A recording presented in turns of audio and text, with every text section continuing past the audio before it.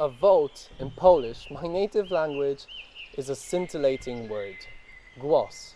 Translated literally, it means voice, and I think Polish people don't really think about it a lot, but when you do, you realize how incredible and awe-striking it is. I'm going to cast my voice. And that's what your vote is, and not just in this pompatic and figurative meaning. Your vote is your voice. It's your chance to get heard. And it's a damn big responsibility. How often do you say something without any aforethought? How often do you speak without thinking if what you're going to say is beneficial? Because a crazy lot of people vote that way. You cannot imagine how many times my ego made me infuriated about all these ignorant idiots who are able to vote while I am not. But then it got me thinking. I might not be able to cast my vote yet, but I'm sure as hell able to cast my voice. With the 2020 elections being just around the corner in both Poland and America, I thought I'd share a few tips on how you can make a palpable political impact, how you can vote even if you still can't. Number 1, educate yourself. The absolute first thing you should do is read, listen, and watch what politicians and publicists are saying, especially during the campaigning period.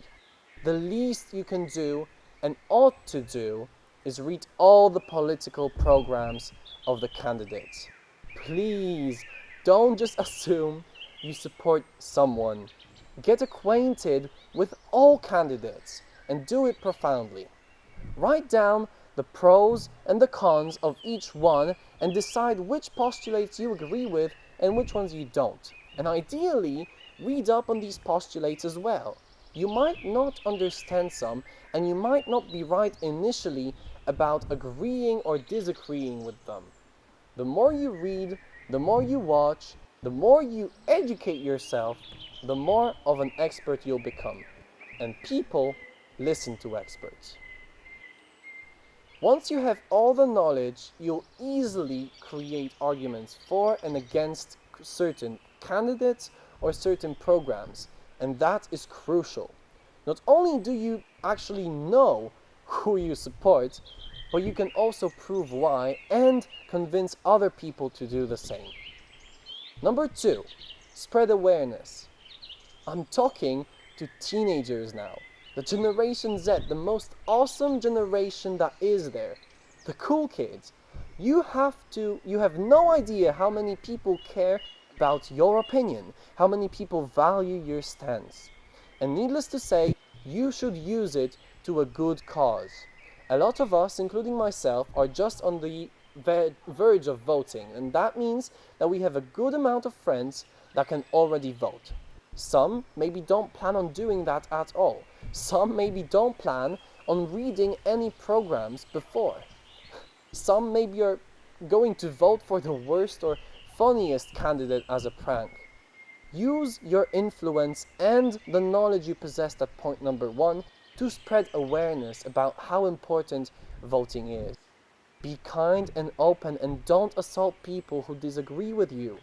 The more people you make aware of how they should be more interested in different candidates and different programs, the more people you make go vote, the bigger impact you can make.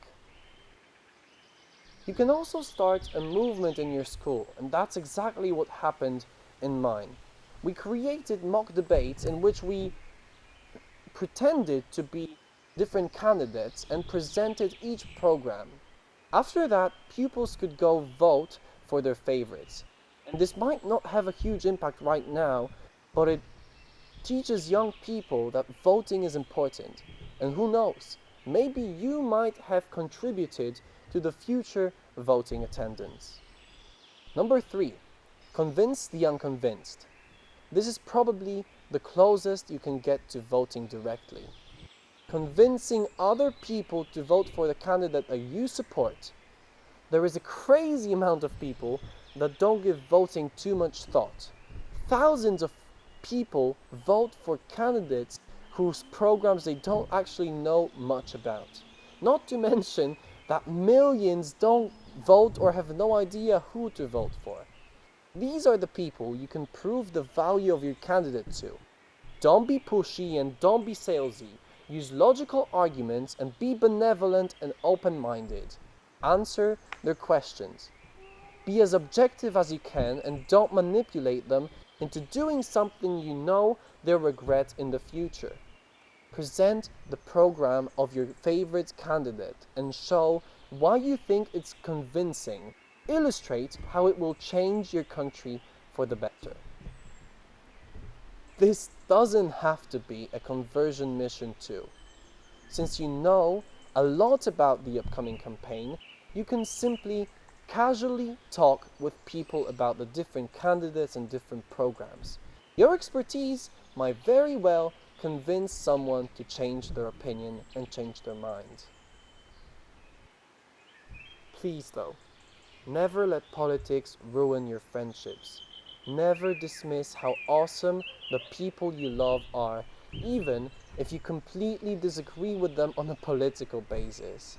It's okay to have different views, because that's what makes us people. Number 4, contribute to the campaign you believe in. Trust me or not, this is actually a very fun thing to do if your candidate has a good vibe. There is a good chance that in close proximity to where you live, your candidate has an office with volunteers who, from my personal experience, are incredibly lovely people who are always happy to chat. If you can and want to, become such volunteer. If not, think about ways you can contribute to the campaign. Maybe it's just putting a sign or banner up. Maybe you have skills that you can use to help. If you shoot videos, shoot a video for the campaign. The same with photos. Maybe you're a graphic designer, you can design a poster. There's tons of ways you can contribute and you can help. You just have to think. You can also meet your candidate and go to rallies. Seems impossible? It sure as hell isn't. These people are doing a marathon through every town they can manage to reach. Number 5, promote healthy debates. This doesn't have a direct impact on who will win the election, but it definitely does have an impact on your country. There's too much hostility and negativity in politics, but not only that. People so frequently abhor others just for their differences, and I believe that that's preposterous. When you're discussing political or any other issues for that matter with anyone, be an example of a great debater. Present arguments, not emotional statements. Never attack your opponent ad personam. Be friendly and, most importantly, have and spread the awareness that it's okay to be wrong. That is exactly the point of arguments and debates. Getting to the truth. Don't hold on to something you realize is not correct just because you want to save face. There's tons and tons of videos on how you can discuss and debate with people, so educate yourself on that as well. As you can see, the fact that you can't cast your vote doesn't mean you cannot cast your voice. Just make sure you're educated before you do so. If you follow these 5 simple steps, educating yourself, spreading awareness, convincing the unconvinced, contributing to the campaign you believe in, and promoting healthy debates, you'll very soon find yourself really making a difference. Because you do have the power to make a difference. You can vote, even if you can't, with your voice. So use it wisely.